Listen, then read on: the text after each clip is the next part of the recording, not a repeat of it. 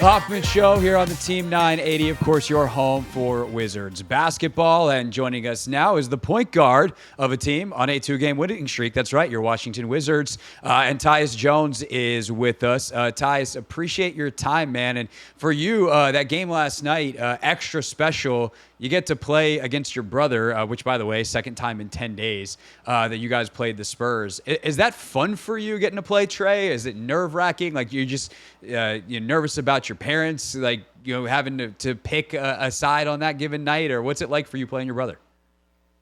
Oh, no, it's, it's very enjoyable. It's, I've said it before. It's always, those are, moments you dream of. As kids growing up, playing in the backyard, playing in the house, things like that, just, playing in the NBA.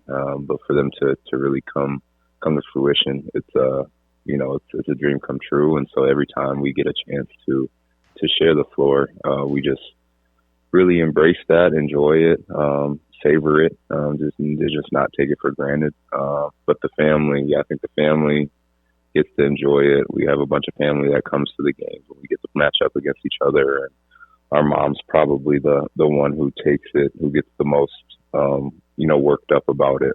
Just having to you're not playing sides, but at the same time, she enjoys it as well, just because she knows, how blessed we are to be in that situation.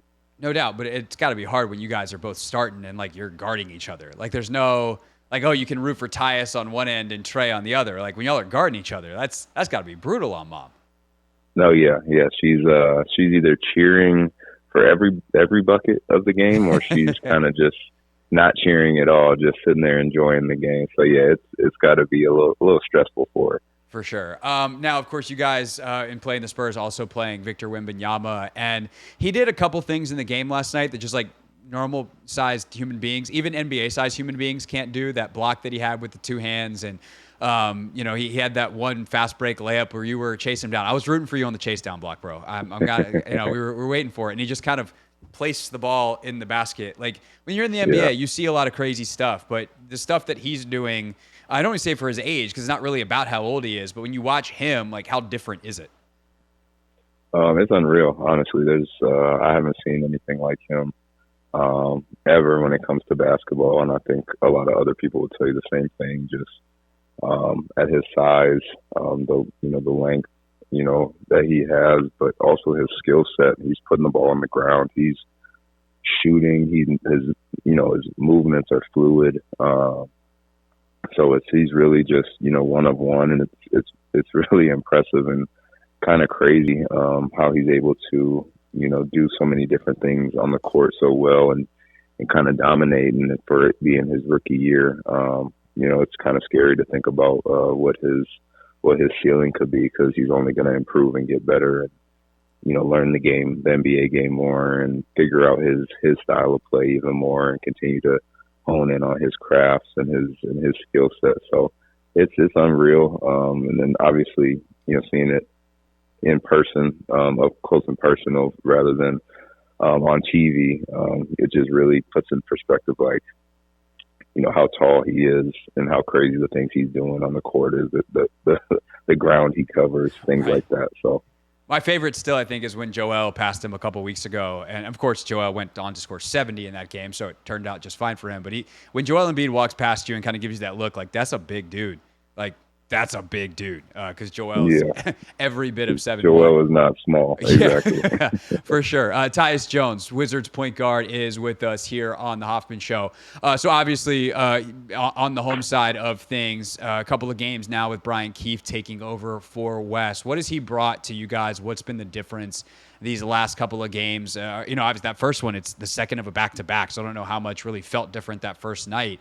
But him having a couple of days here to put his imprint on it and change and tweak, what has been the difference for Brian, and what have you made of him as a coach? Yeah, Brian is awesome. Just a straightforward, straight shooter. Just very genuine guy.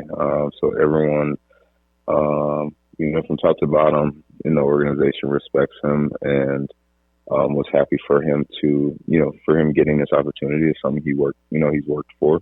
So everyone supported, him in that decision. But what he just brings to the table is he's just very blunt.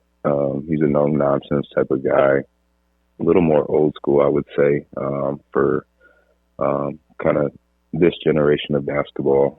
Just a little more hard nosed, a tougher coach. He's gonna, he's calling guys out. He's holding guys to a very high standard, accountability wise, and that's just something that we kind of needed at this moment. And it's been, supported. It's been, taken very well by everybody, and we're going to continue to try to build on that. It's been a good couple first few games, and just trying to implement kind of his schemes and his philosophies and stuff. It's hard to do middle of the season, but I think he's doing a good job of kind of slowly integrating his system and his schemes and his verbiage and stuff like that. Because it is tough to do, in the full swing of the season, but it's kind of a fluid situation. So he's doing well. He's got everyone's support, and everyone's following his lead. So I was going back, Tyus, because I remember when we talked in the bowels of Capital One Arena on Media Day during the preseason, and we were talking about leadership and that word accountability. I was going back and listening to that interview because I remember we had stuck a pin in a couple of things. And it's kind of interesting to go back and listen to the thoughts from the preseason, because you talked about the challenge of leading and coming in for a new group and how you had found this nice balance for yourself as a leader in Memphis, especially, and even since, at that point playing pickup games and stuff here, where you were able to push people, and you talked about accountability and that maybe there were even times that not all your teammates were going to like you. So when you talk about this stuff with Brian, I'm assuming for you, there's been some challenges in trying to get everybody where, and you guys and you and Kuz and everybody's talked about this, so this is not like spilling state secrets here, but and the record is what it is. So I'm curious for you what the challenge has been like leading this year, because everyone around the team seems to feel like there's a lot more in this team than the record has shown. Yeah, 100%. We feel like our record doesn't really represent who we are as a team, or who we have in that locker room. And I think going back to even, preseason, or into the summer, like we thought, going into the year, we just held ourselves to a much, much higher standard and what we envisioned the season would look like. So, that part had been frustrating and, kind of difficult to navigate. Just, when you're not winning games, it's just a lot of weight, a lot of frustration, and different things that come with that. And so we just kind of looked at this, as a, almost like a fresh start. You know what I mean? I know you're halfway through the season. Your record is what it is.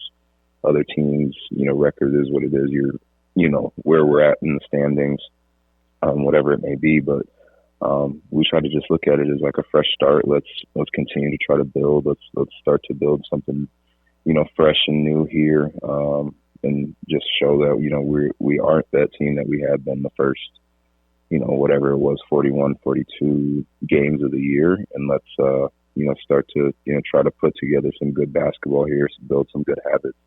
The last 38, 37 games of the season, and that's I think we're off to a pretty good start. Tyus, doing that. Yeah, I can now tell you definitely don't listen to the show, because if you're worried about getting math correct on this show, this is the wrong show for that. So whatever number of games you said is apt. Whatever Tyus says, everybody, that is good on the number of games. We do not do math on this show. One more thing on this, and then I want to ask you about Marvin, who's come over and done such a good job for you to wrap things up on a high note here. But I guess the question, Tyus, I would ask is, like, what was the disconnect? Because everyone says the right things. Now the leaders are saying the right things, and it seems like you guys have such a good group, and yet the accountability wasn't there. And the things that you guys are trying to correct now with Brian weren't happening with Wes. And it's not like you guys didn't like Wes. Everybody loves Wes as a person. So I don't know if it's something you can put your finger on in the middle of a season, or it's something where if we talk next summer, you'll be able to have a better feel for it. But like, where was that disconnect, do you think, over that first 40 whatever games it was? Yeah. I'm not sure if I can, like you said, put my finger on one specific thing. I don't know. I just think, again, it's probably a combination of a few things. I don't know if, whether it was the buy-in, from 1 through 15. I don't know if the buy-in was completely there with everything we were doing. I don't know if, obviously when you're not winning games, and you're losing, that starts to take a toll, in, the process of building and continuing to try to take steps forward as a team, not only individually, but as a team and as a unit. And so some of the, negative habits, I think, start to creep in, when you're not winning a lot of games or not winning as much as everyone was hoping. So I think it was just kind of a combination of things, and I don't think it's necessarily one specific thing, but again, sometimes it just gets to the point where there just needs to be kind of a new voice, leading the charge, and a new voice up front, but, for guys to kind of, follow and get on board with. And that's just, I think, where we got to. We got to that point in the season, and it's not saying Wes isn't a good coach or is a bad guy or anything like that. Like you said, it's just, I think it's a combination of things in the situation and kind of where we were at as a team and as an organization. And all you can do is, tip your cap to Wes and wish him, well in the future. And I know he's sticking around with the organization in the front office role, so he's still trying to, help us improve just in a different facet. And we're following, a new voice now as far as B. Keefe goes, and we're gonna again try to look at it as kind of like a new start for us and try to build something here the last couple months of the season. Yeah, no doubt. Sometimes that's pro basketball. All right, last thing for Tyus Jones. Your fellow Duke guy, Marvin Bagley, comes over. He's been fantastic. Obviously, the depth behind Gaff was an issue, and so you addressed that on a team level. But what's it been like for you? I'm guessing you've known Marvin for a while. So, what's it been like for you to see him succeed where, obviously as a former number 2 pick, his career probably hasn't gone how he's wanted, but he seems to be thriving here in D.C. What's that been like to watch? It's been amazing. It's been awesome to watch and to see the early success that he's had here. Again, it's sometimes in this business, it's just situational. It's what's going on where you're currently at. It's opportunity based. There's so many different factors that play into things that sometimes a new start is best for people. Or best for teams, and I think for him it's a prime example of that. He's came over here, and it's not like all of a sudden he got new basketball skills. You know what I mean? So it's like he's had this in the tank, and it's just a little bit better situation for him so far, and he's energized by it and ready for the opportunity. Since the day he got here, and he's wanted to play basketball and try to help impact winning. And for me, obviously I've known him for a little while now, and I've seen, the talent and what he's capable of. So just trying to help him get acclimated as quickly and best as possible from my standpoint. But also he's just, brought, kind of a jolt of energy to the team, just his style of play, what he brings, to the table. And then he's also, just added some needed depth to the center position, that we kind of needed all year. And so I think we're seeing the benefits of that now. Yeah, no doubt. Wizards next up against the Clippers Wednesday night, 6:45 pregame, 7 o'clock tip here on the Team 980. It's Tyus Jones, everybody. Tyus, thank you for your time as always. My God, appreciate you. Thank you for having me. What's up, kiddos? It's your boy Clinton Yates from ESPN. It's the Hoffman Show on the Team 980. Tell your mama I said what's up.